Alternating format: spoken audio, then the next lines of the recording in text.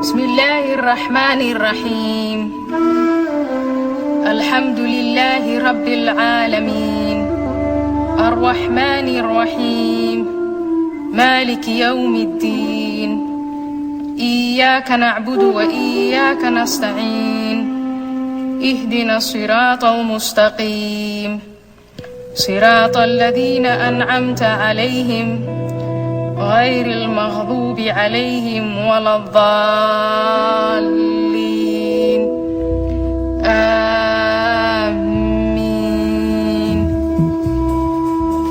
O Allah, as I lie here wounded, my spirit broken, I hear in my head the judge's voice as he pronounces me guilty. The sentence I have to serve is in your words. The woman and the man guilty of adultery or fornication, flog each of them with 100 stripes. Let no compassion move you in their case, in a matter prescribed by Allah. If ye believe in Allah and the last day, and let a party of the believers witness their punishment.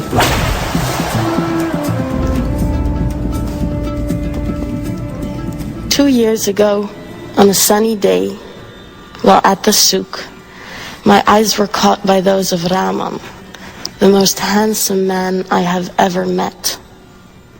After that day, I couldn't help but notice his presence whenever I went to the marketplace, and I was thrilled when I learned that his appearance at the bazaar was not a coincidence.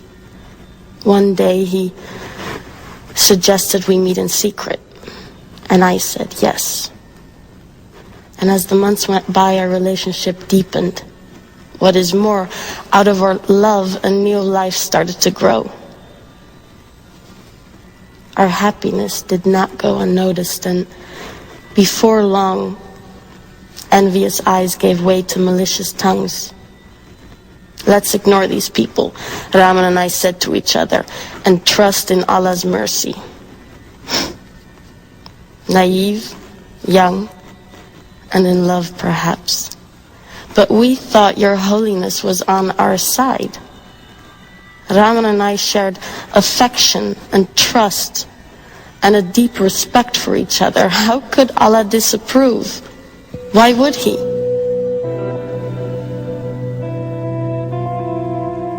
When I was 16, my father broke the news to me in the kitchen. You are going to marry Aziz, he said. He's from a virtuous family and will take good care of you. My wedding day was more of a celebration of my family than of mine. Once in my marital home, my husband approached me. Ever since, I recoil from his touch. I am repulsed by his smell, even if he has just had a bath. Yet, O Allah, I obey his commands sanctioned by your words. And I let him take me because each time I push him away, he quotes you. They ask thee concerning women's courses. Say, they are a hurt and a pollution. So keep away from women in their courses and do not approach them until they are clean. But when they have purified themselves, ye may approach them in any manner, time, or place ordained for you by Allah. For Allah loves those who turn to him constantly, and he loves those who keep themselves pure and clean.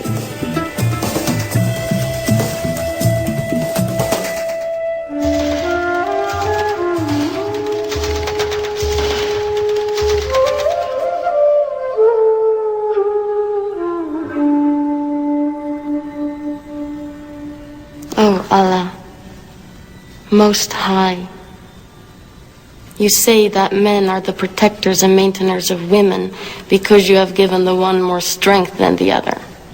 I feel at least once a week the strength of my husband's fist on my face.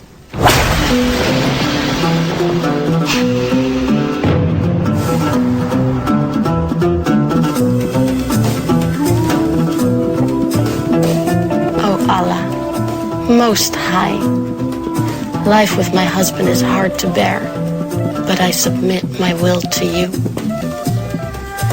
My husband supports me from his means, and therefore I am devotedly obedient and guard in my husband's absence what you would have me guard. But my husband, maintainer and protector, fears disloyalty and ill conduct on my part. He accuses me of being ungrateful to him. He always finds a reason to doubt my loyalty to him.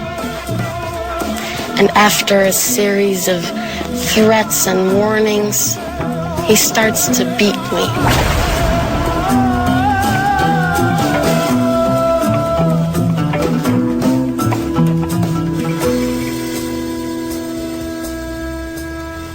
O Allah, most gracious, most merciful, just as you demand of the believing woman, I lower my gaze and guard my modesty. I never display my beauty in ornaments, not even my face or hands. I never strike with my feet in order to draw attention to my hidden ornaments, not even at parties. I never go out of the house unless it is absolutely necessary, and then only with my father's permission. When I do go out, I draw my veil over my bosom, as you wish. Once in a while, I sin. I fantasize about feeling the wind through my hair or the sun on my skin, perhaps on the beach. And I daydream about an extended journey through the world, imagining all the places and peoples out there.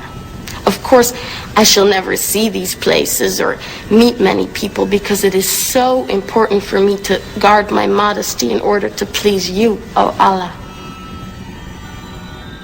So, I cheerfully do as you say and cover my body from head to toe, except while I'm in the house, with family members only. Generally, I'm really happy with my life. However, things have changed since my father's brother Hakim is staying with us.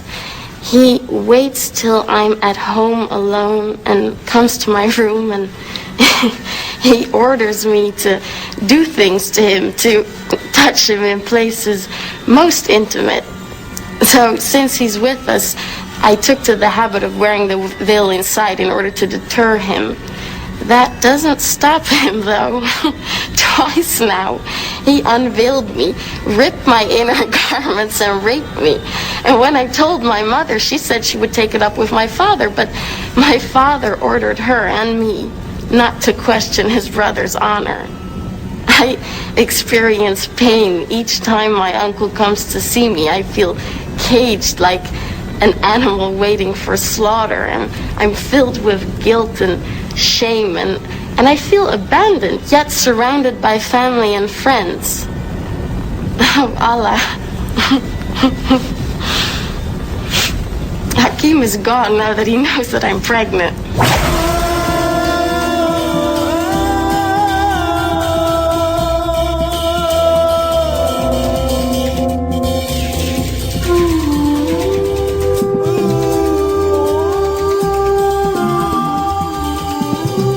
The verdict that has killed my faith and love is in your holy book.